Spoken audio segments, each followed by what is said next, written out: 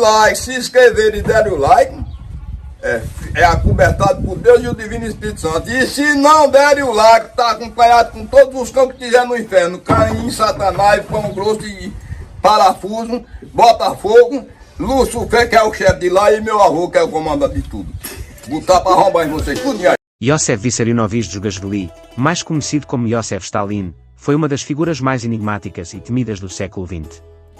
Nascido em 18 de dezembro de 1878, em Guri, na Geórgia, ele se tornaria o líder incontestável da União Soviética, moldando o curso da história mundial com uma mão de ferro. Stalin cresceu em uma família pobre e enfrentou uma infância difícil, marcada pela violência do pai alcoólatra. Sua mãe, uma mulher devota, enviou-o para um seminário teológico em Tbilisi, onde ele começou a desenvolver suas ideias revolucionárias. Foi ali que Stalin se juntou ao movimento bolchevique, atraído pela visão de Vladimir Lenin de uma sociedade comunista. Durante a Revolução Russa de 1917, Stalin desempenhou um papel crucial na tomada de poder pelos bolcheviques. Após a morte de Lenin em 1924, Stalin habilmente manobrou no cenário político soviético, eliminando seus rivais, como Leon Trotsky, e consolidando seu poder. Em 1928, ele se tornou o líder absoluto da União Soviética. Stalin, ou Stalin, na transliteração mais comum do nome em português, sobreviveu à varíola na infância, e a doença deixou marcas permanentes em seu rosto. Nascido como Iosif Vissarionovich Djugashvili em 1878, ele foi o único filho sobrevivente de seus pais. A varíola, que contraiu quando tinha cerca de 7 anos, deixou cicatrizes visíveis, contribuindo para a aparência característica que ele tinha na vida adulta. Além disso, há relatos de que ele teve problemas com uma perna, possivelmente uma perna mais curta ou uma malformação congénita no braço esquerdo, que também pode ter sido resultado de um acidente na infância. Esses problemas físicos, no entanto, não impediram que ele se tornasse um dos líderes mais influentes e temidos do século XX. Durante sua juventude, Stalin começou a ler obras proibidas, incluindo as de Karl Marx, que tiveram uma grande influência em sua formação ideológica.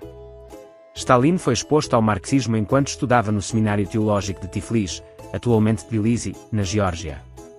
Embora estivesse se preparando para se tornar padre, ele começou a se interessar pelas ideias revolucionárias que estavam circulando na Rússia naquele período. Stalin foi apresentado às obras de Marx e outros teóricos revolucionários através de grupos de estudo clandestinos e encontros com ativistas marxistas. Esse interesse levou-o a abandonar o seminário em 1899 para se juntar ao movimento revolucionário bolchevique, que lutava contra o regime czarista. Ele se tornou um membro ativo do Partido Trabalhista Social-Democrata Russo, alinhando-se com a facção bolchevique liderada por Vladimir Lenin. O acesso a essas obras proibidas foi um passo crucial na formação de suas convicções políticas e na sua eventual ascensão ao poder dentro do Partido Comunista da União Soviética. Stalin tornou-se ateu durante seu tempo no Seminário Teológico de Tiflis. Ele ingressou no seminário em 1894 com a intenção de se tornar padre, mas acabou sendo exposto a ideias revolucionárias e marxistas que estavam em circulação entre alguns estudantes e professores insatisfeitos com o regime czarista e a Igreja Ortodoxa Russa, que o apoiava. Enquanto estava no seminário, Stalin começou a ler literatura marxista e revolucionária, incluindo as obras de Karl Marx e Friedrich Engels, que eram proibidas na época. A influência dessas ideias, juntamente com a percepção da hipocrisia e da opressão dentro da Igreja, contribuíram para sua perda de fé religiosa e sua adesão ao ateísmo e ao marxismo. A combinação de sua educação religiosa inicial e sua subsequente conversão ao marxismo-ateísmo moldou significativamente sua visão do mundo. Após abandonar o seminário em 1899, ele se dedicou completamente à causa revolucionária, o que eventualmente o levou a se tornar um dos líderes mais poderosos da União Soviética. A influência de Lenin na vida de Stalin foi profunda e multifacetada, moldando não apenas sua carreira política, mas também sua ideologia e métodos de governança. Lenin foi a principal figura do movimento bolchevique e o ideólogo que adaptou o marxismo às condições específicas da Rússia. Stalin foi inicialmente um seguidor de Lenin, adotando suas ideias e estratégias revolucionárias. Stalin foi promovido dentro do partido bolchevique por Lenin. Ele foi nomeado para vários cargos importantes, como comissário do povo para as nacionalidades e, mais tarde, secretário-geral do Partido Comunista. Essas nomeações foram fundamentais para a ascensão de Stalin ao poder. Lenin viu em Stalin um operador eficiente e leal. Embora Lenin tivesse algumas reservas sobre o temperamento de Stalin, ele confiava em suas habilidades organizacionais e administrativas. Esta confiança ajudou Stalin a consolidar sua posição dentro do partido. Nos últimos anos de sua vida, Lenin começou a ter sérias preocupações sobre Stalin. Em seu testamento, Lenin recomendou a remoção de Stalin do cargo de secretário-geral, citando seu comportamento rude e o poder concentrado em suas mãos. No entanto, este testamento não foi amplamente divulgado na época devido à intervenção de Stalin e seus aliados. Após a morte de Lenin em 1924, Stalin se apresentou como o herdeiro legítimo do leninismo. Ele promoveu o culto à personalidade de Lenin e usou isso para legitimar seu próprio regime, adaptando, em muitos casos, distorcendo as ideias de Lenin para justificar suas políticas autoritárias e repressivas.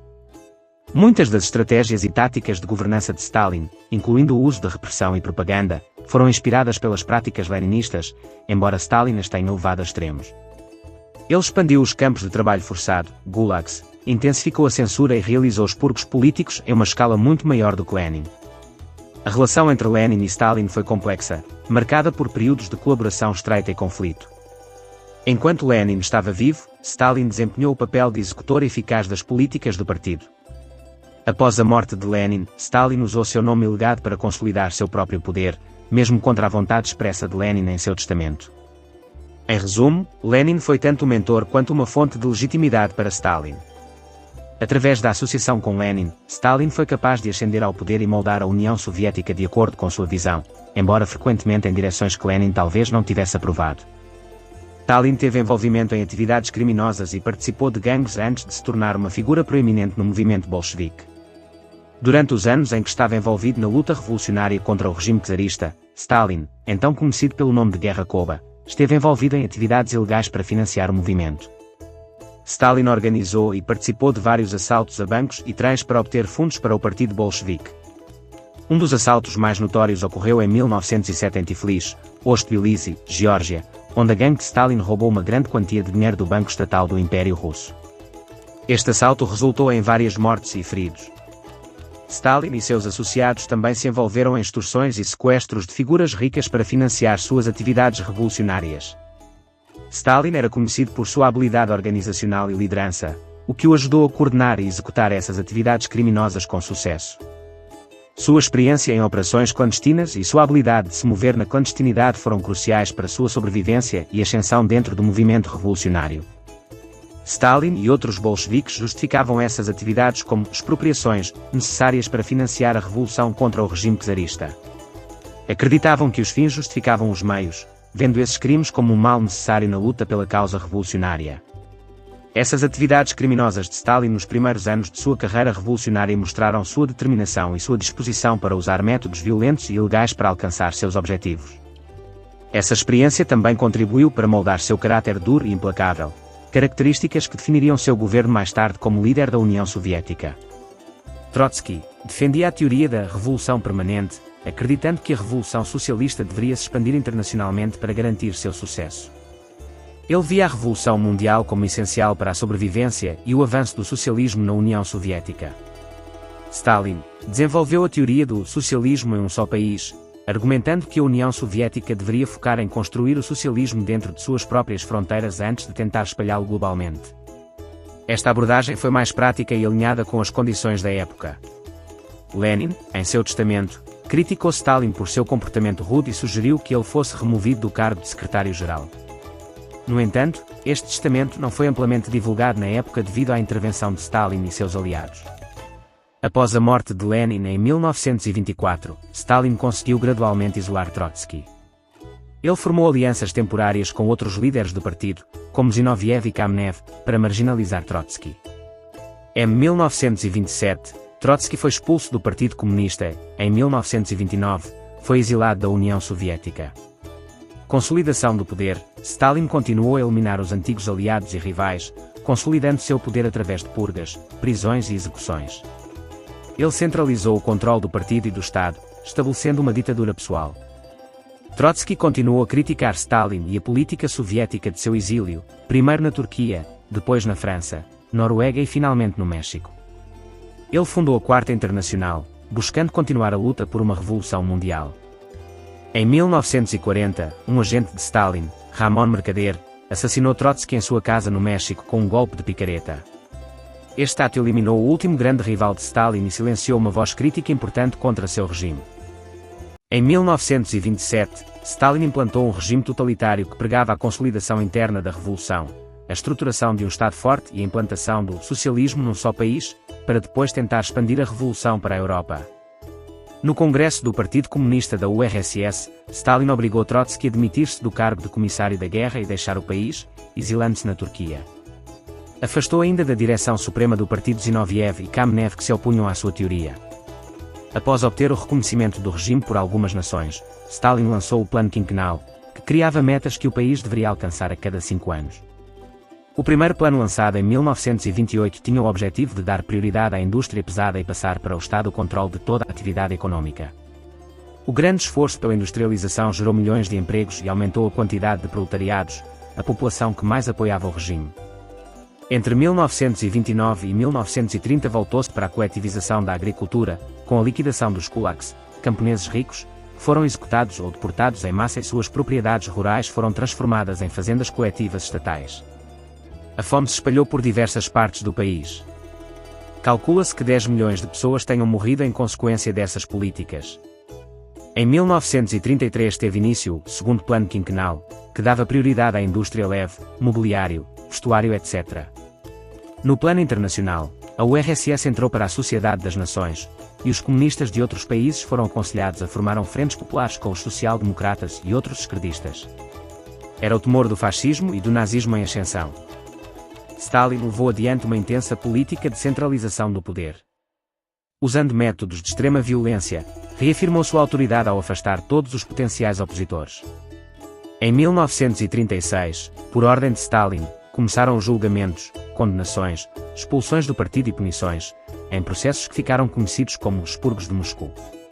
Zinoviev e Kamenev foram condenados à morte, os novos homens de confiança de Stalin foram afastados e executados.